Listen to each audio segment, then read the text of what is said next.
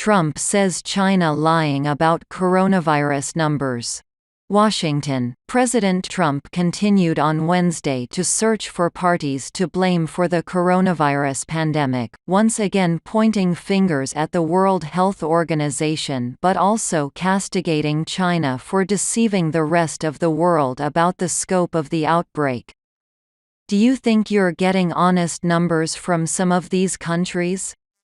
Trump wondered at one point during the day's briefing of the White House Coronavirus Task Force. Do you really believe those numbers in this vast country called China? And that they have a certain number of cases, a certain number of deaths, does anyone really believe that? The official coronavirus statistics for China include 83,356 infections and 3,346 deaths, the majority of both in Hubei province, where the virus appears to have originated in a wet market.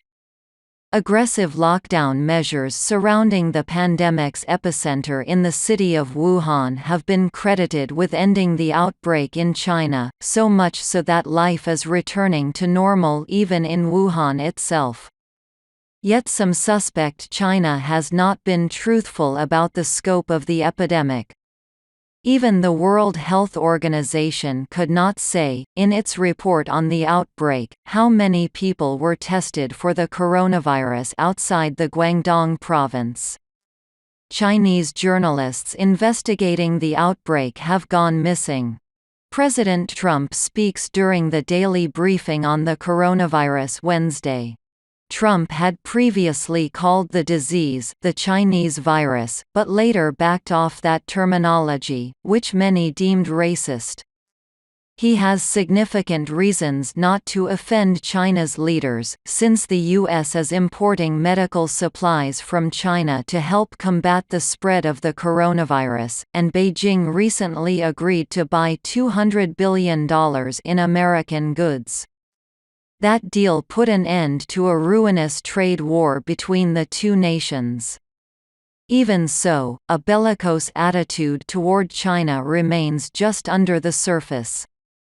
Among the first to issue warnings about the virus was Peter Navarro, a White House economic advisor who is known as an unapologetic critic of China.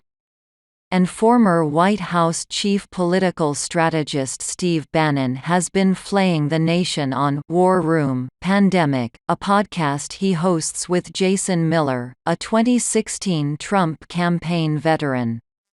The Chinese government has lied at every step in this pandemic, Miller told Yahoo News on Wednesday evening. In fact, this outbreak might not have even reached pandemic proportions if the Chinese Communist Party hadn't lied and covered up the coronavirus. Even if the worst of the pandemic in China has passed, scrutiny of how the virus was handled there remains.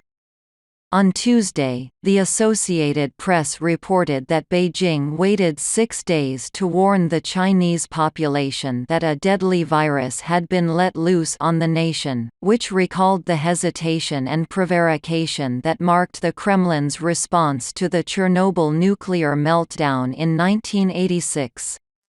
Writing recently in The Atlantic, former Deputy National Security Advisor Nadia Shadlow argued that China has played a particularly harmful role in the current crisis, enumerating the various ways in which China downplayed the outbreak. Trump has also at various points minimized the severity of the disease, finally grasping the seriousness of the outbreak last month. About 28,000 Americans have died from the coronavirus. That is about 9 times the fatalities in China, if the statistics emanating from Beijing are indeed accurate. Subscribe for more videos. Thanks for watching.